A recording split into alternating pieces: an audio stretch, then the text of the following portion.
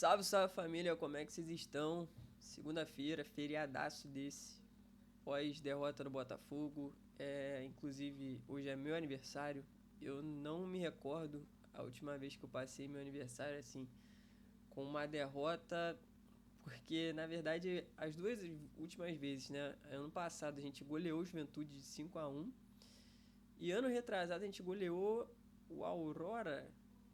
Acho que foi o Aurora 4-0 no Newton Santos. Mas não foi no meu aniversário esse ano retrasado, acho que foi um dia antes, foi dia 20.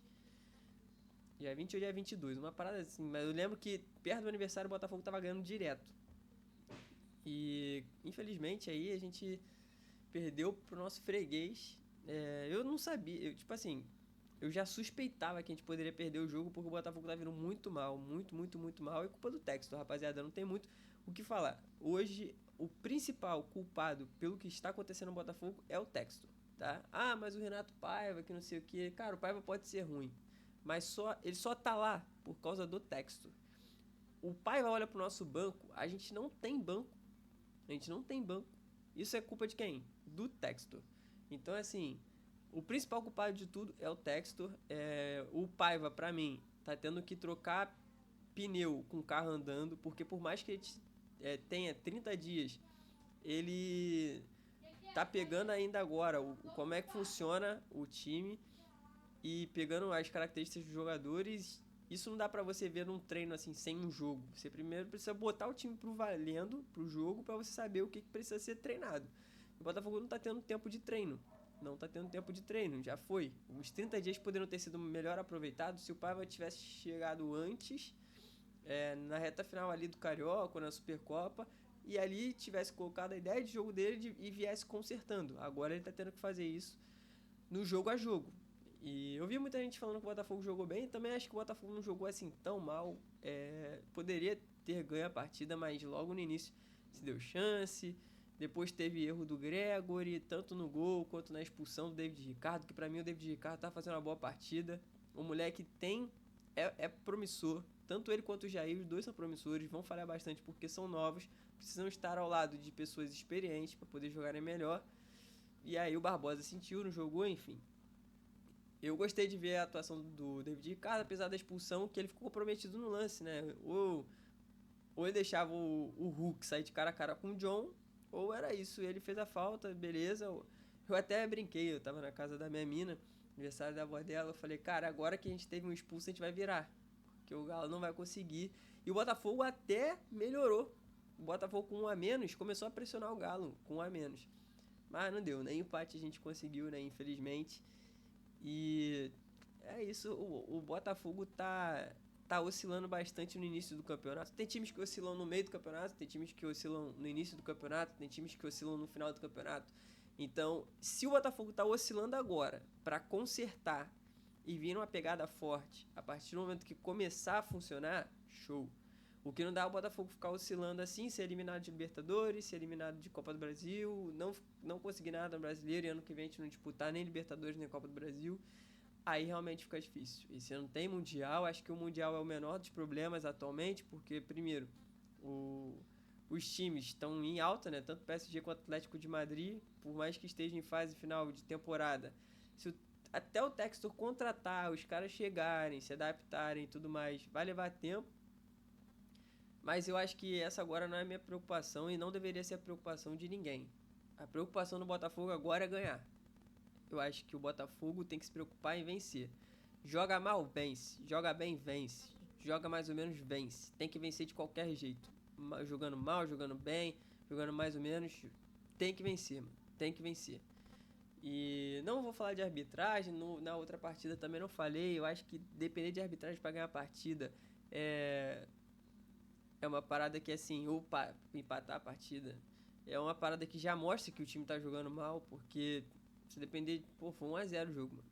O que é, tipo, mudar, empatou, beleza, mas acho que o time tem que jogar pra ganhar e fazer gol, mano. Não tem que ficar esperando que a arbitragem esteja ao nosso lado, porque a arbitragem no Brasil é muito fraca, erra e é isso. Então, assim, o principal culpado é o Textor, o senhor Textor que está atualmente preocupado bastante com o Lyon, parece que ele esqueceu um pouco o Botafogo. Ah, gastou 500 milhões. parecendo o Vasco. Quando a 7-7 chegou, muitos jogadores que nem jogam, que nem entram, que nem dão sinal de vida. Elias Manuel, Nathan Fernandes, Juan Cruz, os caras nem entram, mano. E aí a gente gastou 500 milhões, certo? Mano, nos últimos 2 jogos, ninguém que veio jogou. Tipo assim, tirando o David Ricardo e o Jair que foram obrigados, a rapaziada do meio pra frente não tem ninguém jogando. Até o Santos tá machucado. Então assim, complicado, né? Muito complicado. E é isso, rapaziada. É meu aniversário, cara, não queria estar falando de Botafogo aqui. Complicado mesmo.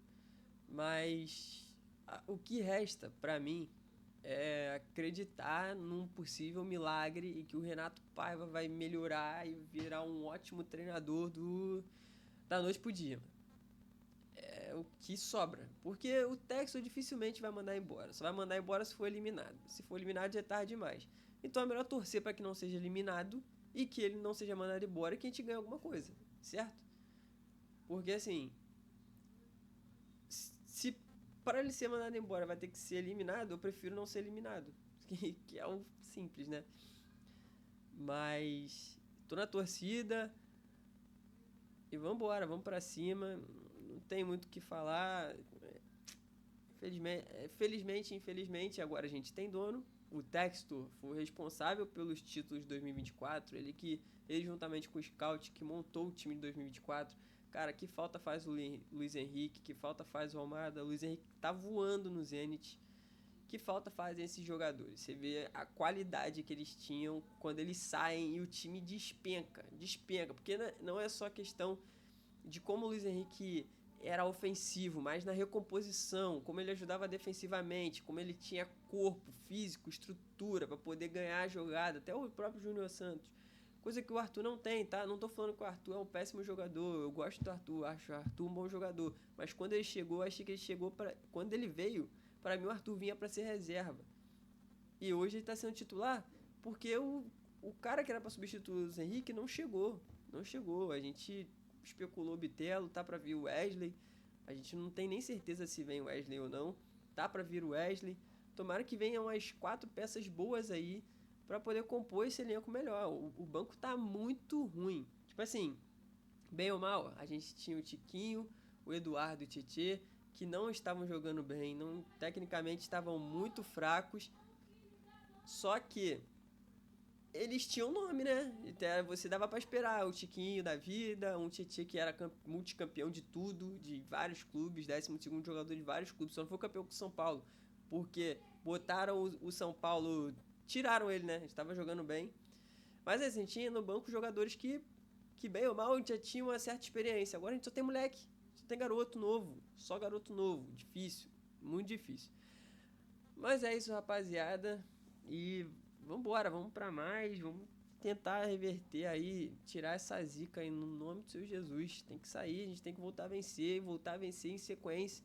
Vencer o Estudiantes, vencer quem vier agora. Clássico contra o Fluminense, Marlon Freitas nunca perdeu pro Fluminense, mano.